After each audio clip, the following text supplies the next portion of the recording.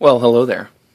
Um, I was sitting around thinking the other day, earlier today actually. You know what I haven't done in a while? I haven't made a video. Um, I kind of, not that I got out of knives for a little while, but let's just say I had a lot of stuff going on, and I really couldn't afford to keep the addiction going. So I ended up selling off most of what I had, and I only kept a few at a time. Now, I do a lot of buying and selling and trading, and I don't typically keep a whole lot in my collection at any given time. But normally I have at least a handful. But I went through there for a little while where I was actually pretty limited on funds and couldn't afford to really, pursue it any further, and to keep myself, out of the game, I kind of stepped back. So, recently got back into it, picked up a couple, and I thought maybe I should do kind of a review and kind of go through some of the knives that I've had recently and give my impression of them. So in front of you here is pretty much everything I have. Well, at least everything I haven't done a review of. The power's actually out right now, so this is actually a good way to take up some time. So I don't want to hold you up too much. So without further ado, let's go into it. First knife I'm going to show you today is this one.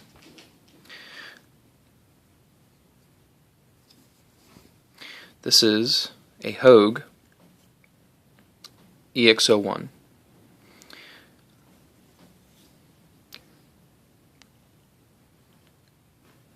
For those of you who don't know, Hogue is a manufacturer, or typically associated with manufacturing firearms accessories. They do grips for different types of guns and things like that.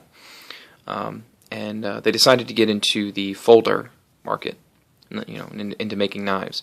And Hogue's a really good manufacturer, so they hooked up with this gentleman, Mr. Elishewitz, and had him design a knife for him. And for those of you who don't know, again, Alan Elishewitz is a custom designer who he's known more for his kind of attention to detail and his small little touches. And I think he did a good job when he designed this knife, especially pairing with Hogue's manufacturing. So I won't go too much further into the background or anything like that. I'll just kind of give you my thoughts on it.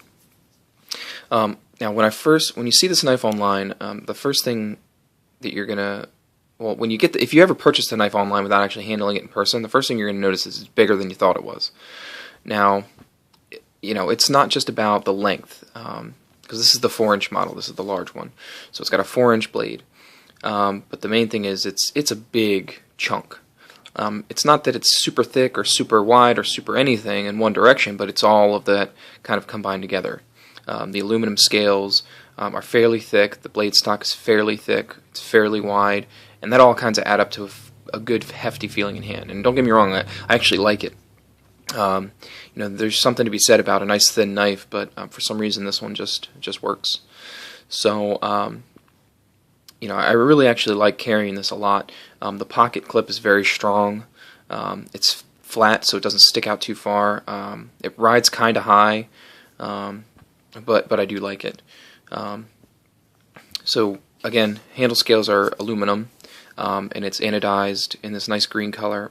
My phone is picking it up fairly well. It's actually a little darker than it's kind of like that. So that tone right there that you're getting, that's pretty much the color. It looks a little greener than that on the camera, but in person it's actually a fairly dark green. I actually really like them. Holds up fairly well. It's got some scuffs. If you notice, like right here, that's from inserting it in my pocket. There you go. That's from inserting it in my pocket. It hits that little button on my jeans, and that's been scuffing up. I'm sure I could get that out if I really tried. And then it came with a couple little chips, which I don't really care about that.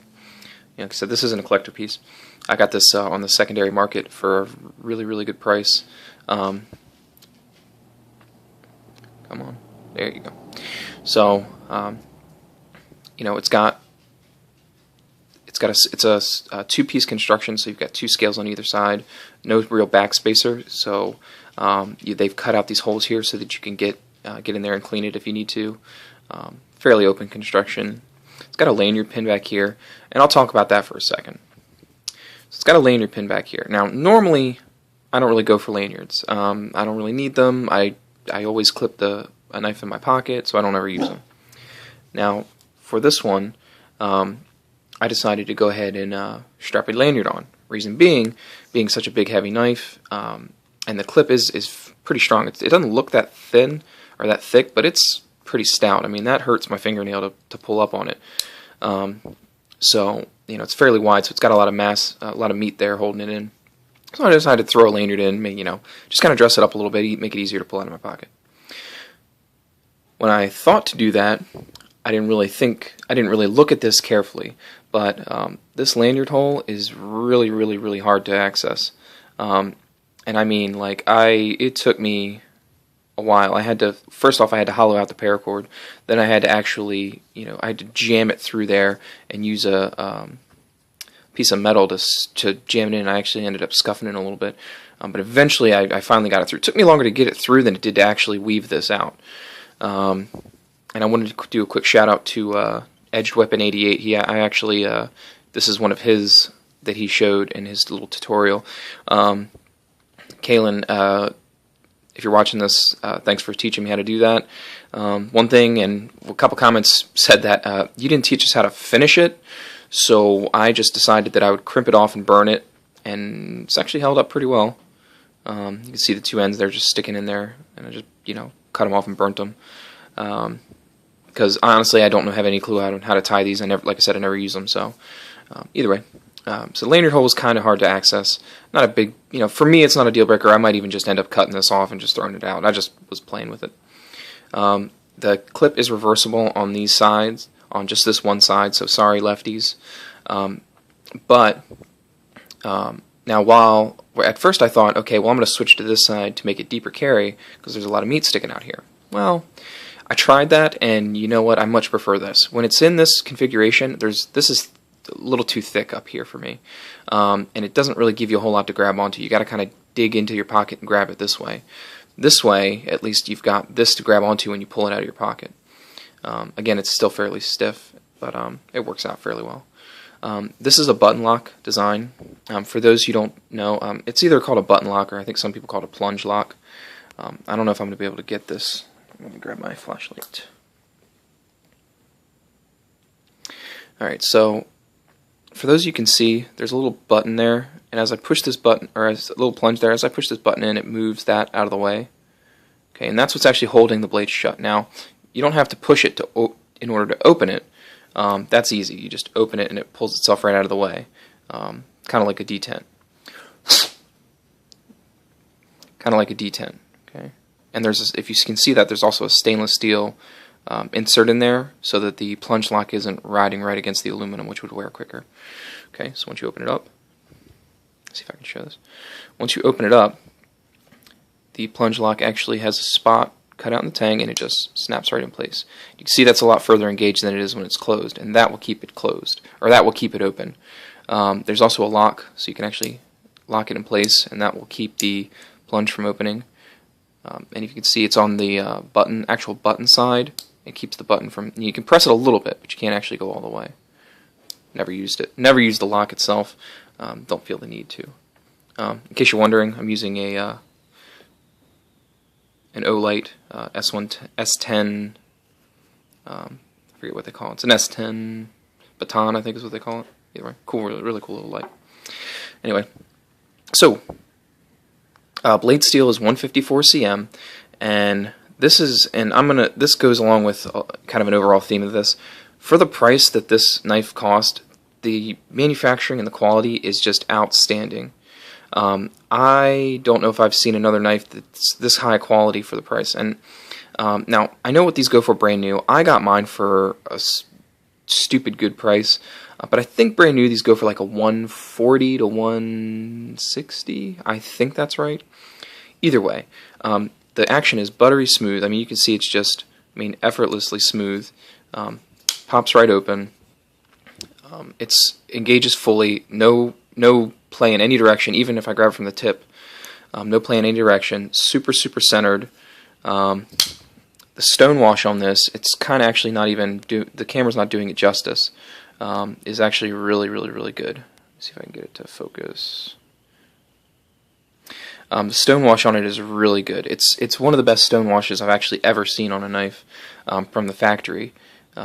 Something like this you normally see on like a custom or you get it done aftermarket. But the stone wash is phenomenal on this. The grind is also really good. You know, it's really flat. It's like a higher flat. It's got a swedge up top that helps kind of keep a decent tip. It's actually got a pretty thick tip too. And the other thing is the edge. See how polished that edge is? That's factory. That's straight from the factory. I've stropped this like when I say a handful of times, I mean literally like just a handful, just because I do that all the time, just when I'm bored. But I've barely ever touched this, and that's how it came from the factory, that polished. To get an edge that polished from the factory is almost unheard of. I've heard more of knives coming butter dull than I have of coming this sharp from the factory. And when I say sharp, it's sharp. Sharpest knife I've ever gotten from the factory, hands down. Well, maybe this guy right here, the ZDP Cali 3 and a half, 3.5, which I'll do a review of that shortly. That was sharp simply because of the grind angles. Look at that Hogue catching the light there. See what I mean? I can't get it again. But that was sharp just because it was thin, and Spyderco likes to do very thin edges to really you know, enhance slicing. But this is a thick blade, and this thing is just, I mean, just wickedly stupid sharp. Just super. I was just really blown away. It's been a long time since I've been, you know, blown away by a knife, the knife's quality. Even if I had paid $200 for this, I think I would have been happy.